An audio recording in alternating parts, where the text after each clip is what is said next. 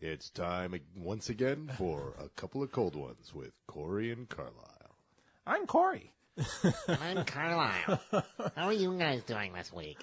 Oh man, how you doing? How are you doing this week?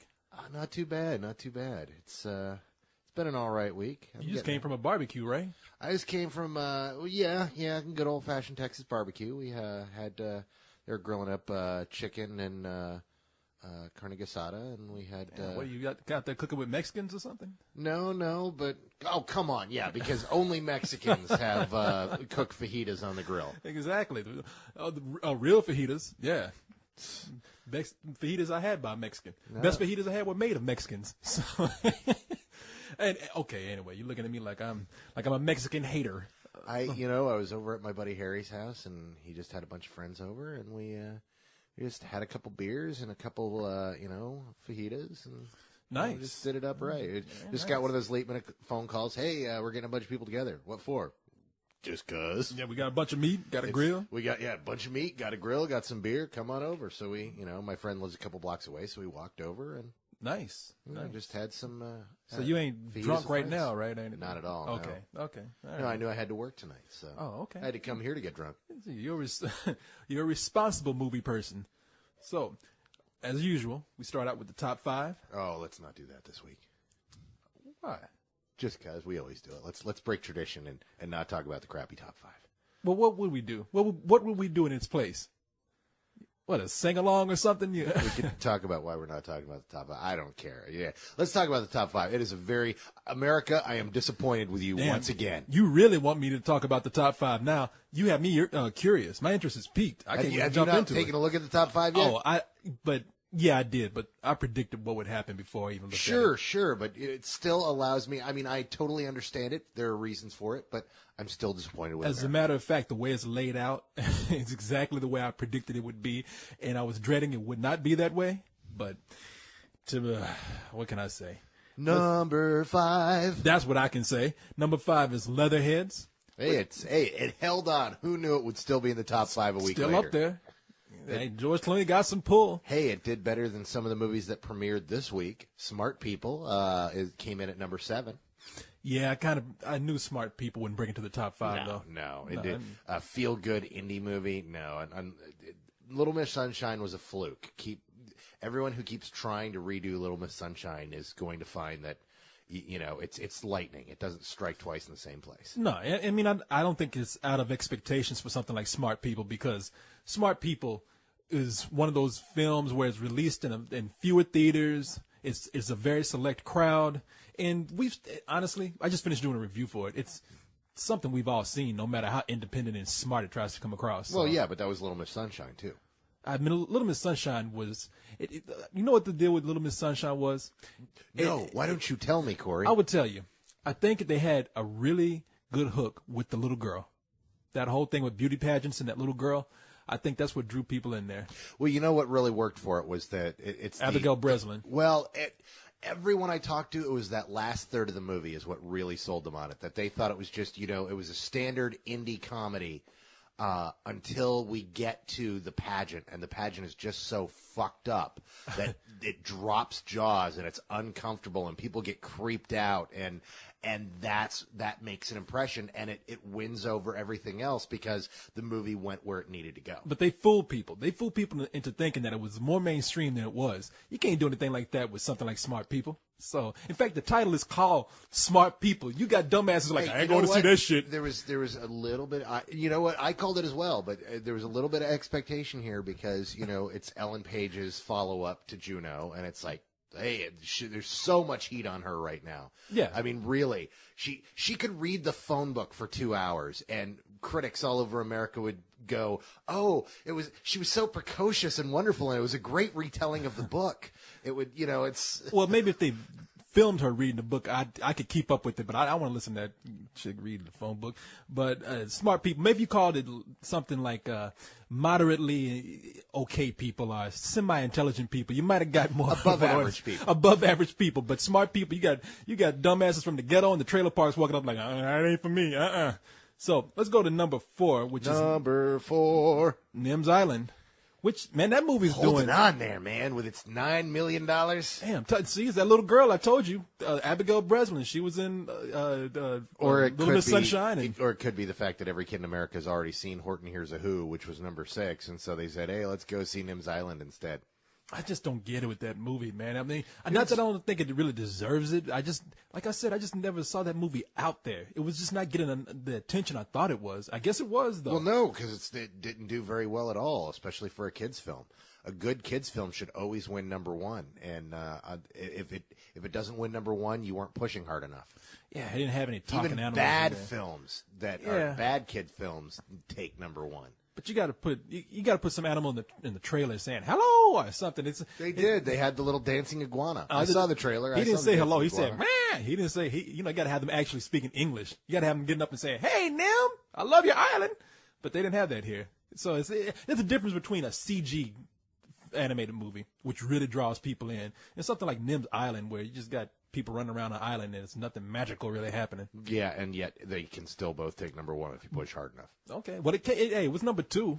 So Well, last week, but now it's because it started at number 3, but then when the actuals came in, it flipped from number 3 to number 2. Yeah, We got called on that last week, and I had to explain because for those of you that don't read the comments on here, what happened last week was we reported that Nim's Island was number 3. and that's what was posted up As there. of Sunday night, Yeah. the numbers that the studio reported, Nim's Island was number 3. Now, what happens is on Sundays, the studios kind of send out these numbers that are preliminary numbers, and that's what everything's based on. Once in a blue moon, when they actually tally up the numbers, they find out that somebody inflated here or there to get some early, push on their movie. Like, oh, look, we were number 1, and no, you were number 2 by a couple $100,000. Yeah, exactly. It was very close, but moved up to number 2. They flipped. Well, for Nim to come in and beat the shit out of George Clooney, it's kind of, in a way, it's kind of cool for them. It's not an ass beating. Both times it was really close. Yeah, it was just like a little nudge. Yeah. It was kind of like a tap on the shoulder. Hey, George, look over there, and whoop, jump ahead of them in line. Which is great for an independent film like Clooney's movie. A small little thing. It's not bad. Leatherheads was an independent movie. I don't know if it's. I'm not sure if it's independent. The minute that came out of my mouth, I was like, "Wait, was it Leatherheads actually independent?" is anything but independent. Dude, it was a small movie. It was not a big film at all. Leatherheads is not an independent movie. That movie was made by a major studio, had major actors in it. Well, no, it had major actors, director. but so does. But it was released by a major studio, had major studio backing. I thought it was one of the smaller studios. Nope. that had it. No, not at all, man. Nope. No, that's shit. No, not at all. So let's move up to number 20. Oh, no, I'm sorry. I'm looking at the title of these goddamn numbers are confusing me. Number 3, which is 21. Which we've talked about enough. It's hung on there. Is there? It will probably be in the top 5 next week. It's making money. It's doing surprisingly well. What can we say? I don't know, because next week there's some stiff competition next week. Yeah, no. What's coming out next week? Oh, there's a bunch of stuff coming out, but the big thing, of course, is Forgetting Sarah Marshall comes out next week. See, I wonder how big that movie's going to be. Dude, it's got from the makers of Superbad and 40-Year-Old Virgin. So did Drill Bit Taylor, though. No, Drill Bit Taylor was one of those. It was from that same company, but that wasn't all over the place. No, they said that, though. Yes, but people looked at Drill Bit Taylor and said, oh, no fucking way. And the early buzz on it sucked. The early buzz on this has all been really strong. In fact, I've only met one person so far who really didn't like it. That was Leon. Yeah, but this happens with Leon every once in a while. Leon will hear from us that we're like, oh my God, you have to see this movie. And me and Cyrus are just going nuts over this movie. We're just like, oh, this movie's so funny. It's the funniest thing we've seen all year. And so he goes in going, oh wow, this is gonna be great. This is gonna come right off screen and fillet me in front of everyone. And then it's like, oh, it's just a movie. Oh, man, that sucks. Yeah, it was funny because when I went to that screening I forgot what it was. I went to some screening, and before I sat down, he pulled me aside. That's where you were coming to get us to sit down? The Ruins, yeah. He pulled me aside, and he's like, Carlisle and Cyrus, that's fucked up, man. That movie sucked. Sarah Marshall, that movie's bullshit. So I'm curious. I'm really curious now. Okay, he didn't put in those mean words. No. But I do this for dramatic effect. No, but you know what? No, I know he used those words, but I know Leon, so I hear how he's like, man, that was some bullshit. But he did say that. He's like, man, that movie's some bullshit. Yeah, no, and it wasn't. I don't know. Maybe it's the fact that we're, I have no clue. So I'm curious to see this movie because of you guys now. The conflict. Except that we're nowhere near alone. The buzz on this thing is really, really big. Man, everybody who has come out has liked the movie that I've talked to, and that's been about 2 people, you and Cyrus, and Cole. Cole came out, and Cole has that thing where we know this guy who goes to the movies, and he's, what, 20 now? The important thing is that he's gigantor. Yeah, he's like this 8'7" mammoth of a guy who just hulks around. Yeah, but he's young. He's 20. I think he's barely 20 now. Mm-hmm. And if you sit by him in the theater, there will be one scene in the movie that will either make him laugh or make him roll his eyes. But whatever that scene is, he will look at you, and I'm not lying, people. With these big Hulk hands, he will beat you in the chest like, ain't that funny? Ain't that funny? You see them having a corner like, okay, that's you go. Stop, I'm dying. And that's what he did to Martin. I went and saw porn with him. He did something else. So. Oh, okay. Well, he's got the hands for it. That's right. And he's got the head for it, too. So 21. Got way off track with there. But 21, you're right. We talked about it. We got off track in a couple of cold ones? What the fuck is going on tonight? This is crazy. So let's get into the stuff that people care about. This week's movies. Number 2. Street Kings. A movie. Now, seriously, that movie got pushed at the last minute. And somehow got really strong push and came in at number 2. Yeah, but it came in with a really unimpressive number 2. I mean, it came in with I'm not leaving box looking at the office. numbers. First of all, the box office sucks this week. It made $12 million. Now, you're telling me a Keanu Reeves, Forrest Whitaker movie with a background cast like this had only pulled in $12 million its opening weekend. That's it. Fucking embarrassing. No, it's and damn, it was in 2,400 theaters too. So yeah, it didn't do great. But for a last minute push to come in at number 2, I guess that's okay because they really did not push this movie. And I heard that it was all over TV. I never saw anything, but I finally saw it on TV. But like I said, about a month before the movie came out, I remember walking in the subway and looking at it on the wall, and I see this movie, Street Kings, and I'm thinking, oh, this is some straight to DVD shit. And I'm like, wait a minute, is that Forrest Whitaker? That's Keanu Reeves. Wait a minute, that's Hugh Laurie. What the fuck are they doing this straight to DVD movie? And then I see coming to theaters, April so. I'm like, damn, okay, whatever. Anyway, maybe do better on DVD. Every April, there's one of those that just comes out of the woodwork. It reminds this movie. It's what I call the basic slot because this is a slot they put basic in several years ago, where it was like, how does a movie with John Travolta and Samuel L. Jackson not get released in the summer? Well, it comes out, because they don't believe in it, and they dump it in April. Well, I think this surely got dumped, and I think this is what I'm figuring here. Even though it made $12 million, which you're right, is very low, not impressive at all. I think that people are scratching their heads saying, damn, we didn't expect it to make that much money. I don't know. No, I think the thing is it's going to do even better on DVD. That's what I'm saying. Yeah, I just said money. that. Yeah. This movie's going to make its money because it's aimed at the right audience and it does just the right things. As a matter of fact, there was a movie with Christian Bale that was directed by the same guy, David Avery. It was Harsh Times. That movie came out for about a week and was gone. But on DVD, got a real heavy push from Blockbuster, and I think it did really well on DVD. I'm not sure, but it was everywhere on DVD. And I watched it, and it's a crazy movie, not all that great, but I can see why I didn't do that well. Should have went straight to DVD in the first place. Probably like Street Kings. Street Kings were a little bit better, though, because you liked it a lot. We all did. Yeah. We all had fun with it. It was we did. Goofy, stupid fun. No, it really, for a movie that was... and saying like it, I like it in the sense that it was a good, fun time. It's not a good movie, and I wouldn't say this is an excellent film, because we've got some people out there going, how could you say this is good? And it's like, because I'm saying it's fun, not good. Man, it's like I said, it's a man's movie. It is a man's movie. Dude, this thing is going to kill on TBS in about 5 years. This motherfucker's going to be back-to-back with a Beastmaster every week. Yeah, no, it's one of those movies, like I said, if I'd seen it on HBO, I would have been like, man, I saw this crazy movie last night, but it was badass, though. So let's go ahead to number 1. And this, now I know why. This makes total sense. It's not like, how could this happen? But this is the state of where we are right now. There's nothing out there for teenagers. So they make a PG-13 movie that would have been 10 years ago. This would have been a sequel. This would have been Prom Night 4 or Prom Night 5. I forget where they stopped the prom nights. Except they own the property. They said, let's just remake Prom Night. But we're not going to actually remake Prom Night. We're just going to call it Prom Night. It's going to happen on prom night. At a prom. And there will be a serial killer.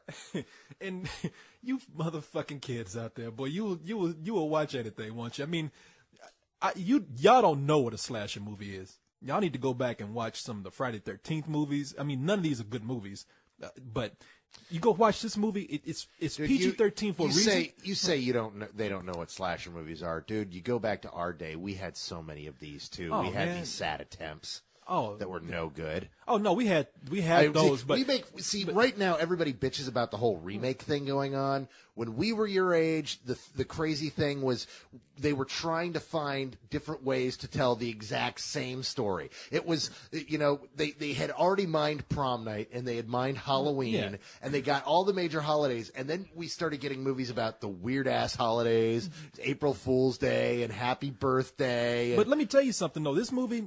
It is so tame. I've seen episodes of Dexter, CSI, Miami. I've seen worse episodes of ER. This movie has no fucking blood. They don't say the word fucking there at all. There's no nudity. This could have been shown on the Lifetime channel because they have a bunch of whining bitches in there. And God bless them, though, because, dude, they put PG-13 on this, and it's not even a PG-13. It really is not. Well, I'm sure there's talk of sex in there. I'm sure there's talk of once you mention all of it sex, is talk. Yeah, but that's the thing is once you mention sex, it loses its PG. Yeah, no, and that's how they fool people. Well, I don't know if it's fool people. I mean, the fact is they said, look, it's a movie about prom night. We'll bring in the teenage audiences because they're the ones who are going to want to see it anyway. It's a horror movie about their event. Let's make a teen film. But still, it's kind of like, really? That's what you guys are going to make number one? Everybody in this movie that's killed dies from a scratch. The killer will come in, you see the knife go down and slash in motion. You see blood splatter on the wall. Then it cut to the body. The body got a mosquito bite on it. I'm not shitting you, man. And I'm thinking to myself, God damn, Indiana Jones, they can show a guy pulling a heart out of somebody's chest and still make that PG-13. And in this shit, I got to see a paper cut. Dude, you've got to keep in mind, first of all, that's the 80s. And second of all, that's one of the movies that caused the PG-13 rating. That and Gremlins, people said, wait a second, we can't let kids see these movies, but they don't quite meet the rated R standards, so we had to make PG-13. But come on, man, we've seen movies that are PG-13, and they've been hard PG-13s with some blood, even have some guts in it. Keep in mind that we are in a period of time where everybody thinks everything's getting worse, and when it comes to the rating system, everything is getting much more conservative. We are getting more, the rules are getting tighter and tighter on what you can get away with. It is no longer, PG-13 is the PG, is less than the PG we grew up with. We could have full frontal and gore to a certain extent in PG because PG fucking meant parental guidance. No, we could never have any full frontal in a PG-13 movie. What in movie? A PG movie and in PG-13, hell yes. Give me an example. Let's see. Full frontal. Full frontal. Target had a full frontal in 1987. I know for a fact that Kramer versus Kramer rated PG 1980 has full frontal. In fact, has a couple full frontals. Are we talking about In the Shadows? Or? No, we're talking about full frontal because it was just nudity. As long as it was nudity and not sex, it wasn't a big deal. If a woman was standing in the shower and you see her butt ass naked and she pulls the shower curtain over her, that was fine because it wasn't sexualized nudity. Now, I know in Airplane, they had a scene where a woman came out real quick and was topless. I'm talking about pubic hair. Yeah, so am I. You could do that in PG-13 and before then in PG as long as it was non-sexualized nudity. Okay. I'm not talking about an ass shot. I'm not talking about a little nipple slip. I'm talking about you could get away with that as long as it wasn't sexualized. That was the big thing in the 80s. Now, nudity is nudity. In the name of research, I'm going to rent Kramer vs. Kramer tomorrow on Target, and I'm going to watch it twice. Yeah. Well, maybe 3 times. You'll be, wow. But no, man. This isn't as hot as I thought it would be. I'm seriously, an adult. I should be running porn. Yeah. No, with Prom Night, I mean, they knew what they were doing. From a business angle, from a business angle, it made sense. It was PG-13. It was about teenagers. You're right. They knew they could get that crowd in there and make more money instead of making it rated R. I respect that, but I'm just saying you could have pushed it just a tad bit more. I mean, not only that, but this movie, doesn't even try. They should have made a generic poster and put Prom Night Killer on it. Or even just Killer Movie, because this could have been any fucking film out there. But this is what they've been marketing. They come out with one or two of these a year. The one that this reminded me of, what was that film from a few years ago, When a Stranger Calls. This is this year's When a Stranger Calls. It's that I don't give a shit movie. Teens will watch anything, so we'll make a crappy PG-13 sanitized scary film for 14-year-old girls to scare the crap out of them. Yeah. Because 14-year-old boys need hand jobs too, so they need a film that they can take. Well, the girls that's to. what I'm saying. That's the only way I will excuse this movie. If you about 14, 15 years old and your mom dropped you off and you met a date there that you weren't supposed to see, you went there and made out, maybe felt a little breast or something. This movie served its purpose, and if you could tell me a story about that, I shouldn't encourage some kids. Yeah, see, you just crossed the line. I was making a joke. I'm not saying don't. And you just took it to a whole new level. Okay. Like, if you can send me stories about fondling a 15-year-old titty, then I will forgive you for your transgression. I don't want to do that. I'm totally kidding. But if you at least talk to your Uncle Corey, look, exactly. If you at least went there and made out a little bit, and you held hands and whatnot, then you've good gone for you. too late. It's too far now. You've lost it. No, I don't want to hear the stories, but good luck to you if yes, you did. You do. You so do. Yeah, maybe if you see me hanging out and you want to come and tell your Uncle Corey about it in secret, then that's fine. I won't tell anybody. Sit on Uncle Corey's lap, No, children, and tell him about the time you felt underage today. Welcome, Chirin. Well, that is the top 5, and it is disappointing, but I guess not as disappointing for me because I knew the moment I saw that PG-13 rating on Prom Night. I'm like, what? It's going to be number 1. So. Yeah, no. How much did it make? 'Cause it made like $21 million. It made almost twice what Street Kings made. It was not a sneaking by. It was a little whomping. But the problem is that the box office is really down from last year as well. Shit, it made almost $23 million, man. I'm looking at it right here. That's not bad. No, it did well, and it's going to vanish because everyone went, oh man, that's a crappy movie, and then no one else is going to go see it. No. Because next week it's all about going to see or sneaking into Forgetting Sarah Marshall. I really am curious to know how that movie's going to go. I guess I've seen a shitload of advertising for it by now. So, and are they having another sneak for that? Yeah, we got another one on Thursday, I believe. Okay, I'll be out of town. Maybe I can watch it there and do a phone review with you guys or something. No, we already did a review. You just need to post that review. That review's we recorded that review like a month ago. No, because Leon wants to do the review too. Yeah, but still, we've had that review. I mean, and that review wasn't done in the. We did it in the tone of we're doing this early. If you go back and listen to it, which I did. No, I never went up. I listened to it though, and it's in the tone of we're doing this right now. We're gonna have another review, so we have to record it again either way. So I was hoping that maybe I could get to see it, but I might just do it with you guys and watch y'all fight it out. That's one of the things is you'll record those. And then you guys will see the film later, and you'll have to record it. But then, we'll do something like The Ruins, where we'll all see it, and you'll be, no, I'm just going to record it with co-host. And it doesn't matter what we think. No, I didn't say it didn't matter what you think. The Ruins came out on a Thursday night, and I had to get it done quick. Mm-hmm. So, I'm not going to exclude you guys if I don't ever have to. If I'm doing it for a reason. I mean, Thursday night is a rush job, so. Well, yeah, but you could have had this review up weeks ago. I mean, shit, man. I have so many things to do. Uh-huh. If it's something, the only time it is urgent for me, if I have a lot of stuff to do, is if it's on that week. And I even talked to some of the guys at the company about that. They're like, we heard that you have a review for Sarah Marshall. How come it's not up yet? And I'm like, because I'm fucking busy, man. That's why. I'm up here drawing shit and drawing stuff on the side now and getting reviews up all weekend long. I mean, I'm sorry, but Sarah Marshall doesn't have a priority right now. So. This week it will. What? Nothing. No, go ahead. Nothing. No, nothing. Okay. You just going to stare at me right now? I'll just wait for you to finish talking, and then we'll move up. All right. What, do you have anything you want to talk about this week? Anything? No, nothing really came up. It wasn't a very interesting. Oh, wait, you know what? I do. What? I do have something I want to talk about. Uwe Boll. I knew you'd see. I was going to This is, you know what, that did come up. I was going to do a webcam about it, but ended up not happening. But look, let me tell you kids about Uwe Boll. And tell them for anybody who doesn't know, tell them who. For anyone who doesn't know, I mean, if you don't know, then fast forward to this section because this is unimportant to you. Uwe Boll means nothing. No, there was a big thing. Uwe Boll is a guy who, for the longest time, was the worst director in the world until Aaron Seltzer and Jason Friedman showed up. And he was the very worst in the world. And he was the arch nemesis, the wrestling heel of the critical world. We have spent so much ink on this guy. Just wasted all this ink on this douchebag. And his movies have proven to be profitable because we made him so notorious that everyone had to see his fucking movies. You had to watch him. It's like, oh man, Uwe Boll's new movie. Yeah, some of his movies include. His latest one is Postal. Postal comes out soon. I don't really want to pimp that, but he did In the Name of the King. He did House of the Dead. He did Alone in the Dark. He did Blood Rain. He does all these movies that are adaptations of video games. Yeah. And he's awful.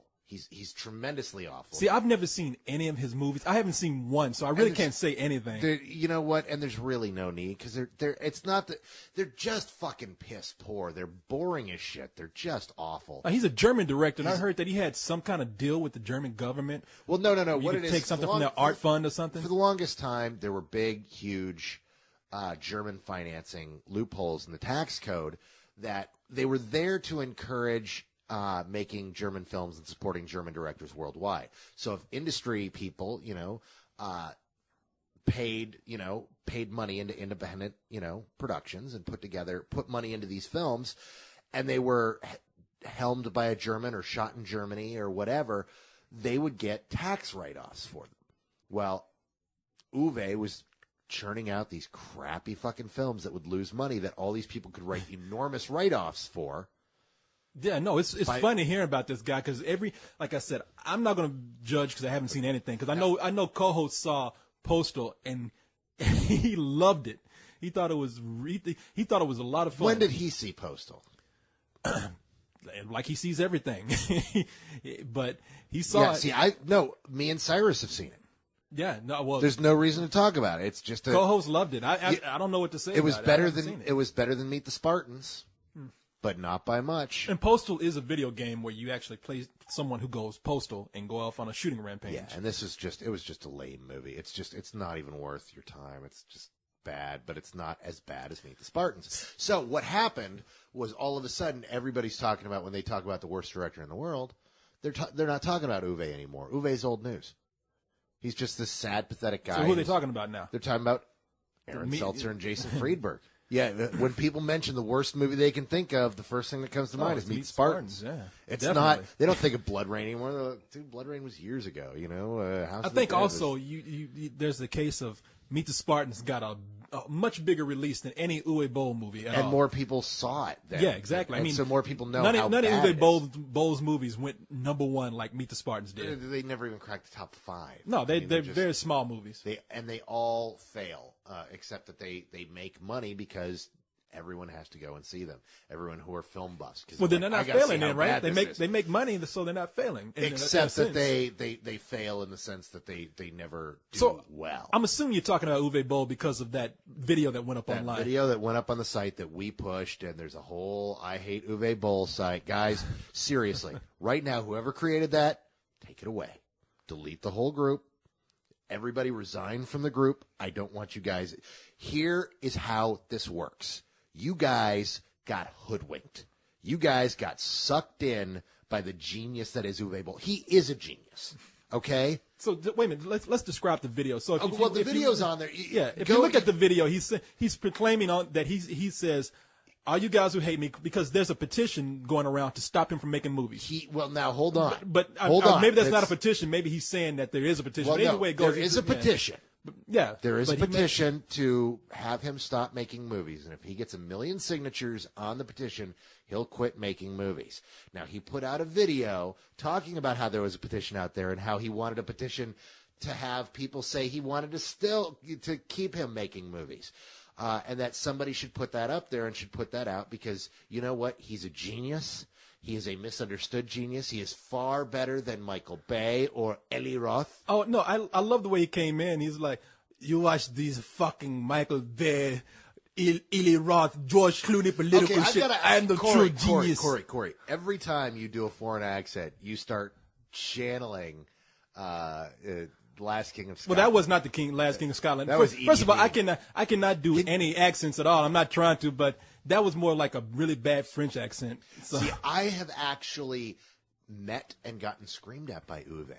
No, I've heard the story. I understand Uwe. Now, here's the thing.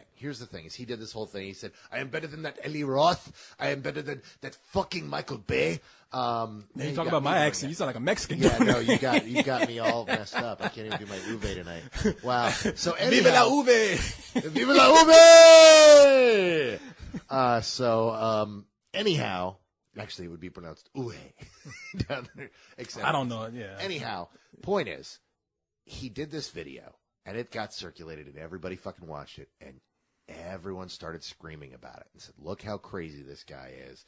This guy is the worst guy, the lamest guy in the world. Holy shit. And now everybody's talking about him again. Oh, yeah. And hey, look, I can't blame him. This is one of the saddest, most pathetic ploys he's tried. Because the thing is, look, he makes shitty, crappy movies. He's no longer the worst director in the world because you know what? If you look at his films, they have more style than anything that you've seen out of I doubt if any of his movies are worse than Meet the Spartans. They aren't. I've watched them all. They're awful, but Meet the Spartans is one of the worst goddamn things I've ever laid my eyes on. I mean, it was just because at least Uwe seems to be trying to tell a story, and they weren't even interested in that. Those guys are the world's biggest hacks right now. Well, let me just say this. I'm not gonna hate on the guy. I mean, yeah, I've never seen any of his movies. If he's smart enough to get people to buy into his little joke, then more power to him. Because I tell you what, I saw that video. I knew it was a joke from the very beginning. I even left a message for someone saying, don't take this seriously, but I got a good laugh out of it. Dude, no. I thought it was hilarious. In fact, the first time I saw it was in Eli Roth's blog, who felt it was the single greatest shout-out he'd ever gotten in his entire life. Because here's Uwe Boll calling him, a shitty director making the same bad, terrible fucking movie over and over again. Yeah, and I'm sure he has respect for those guys. I'm sure he doesn't think they're shitty. I'm sure he thought that if I just dropped their names, I wouldn't say that. That's fucking. Uwe, I'm sure he just dropped their names because he knew it would get them attention. Hey, the guy. No, he dropped those two names in particular because those two names are very successful guys who are also hated by the internet. He is a master of media manipulation. He knows how to get you guys riled up. I know because he got us riled up in the beginning. When he first realized he was the heel of the internet, he started playing it up.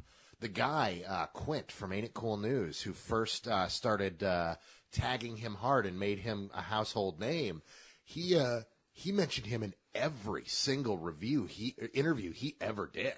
Well, every time someone would ask him about the negativity on the net, he would call Quint out hardcore because he knew that by doing that, it fueled the fire.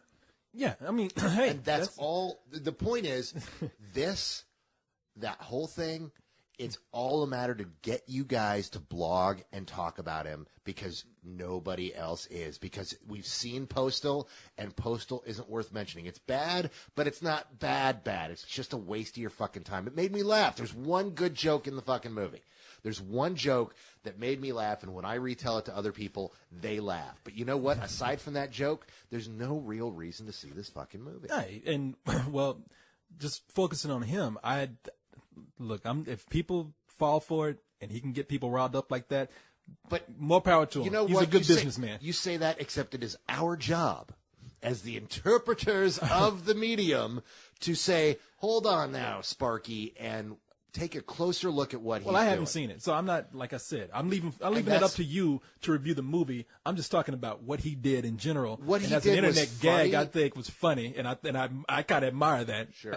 And you know what? The thing is the petition was his idea. I bet it and was. nobody was paying attention to the petition. And if you because watch nobody the gave a video,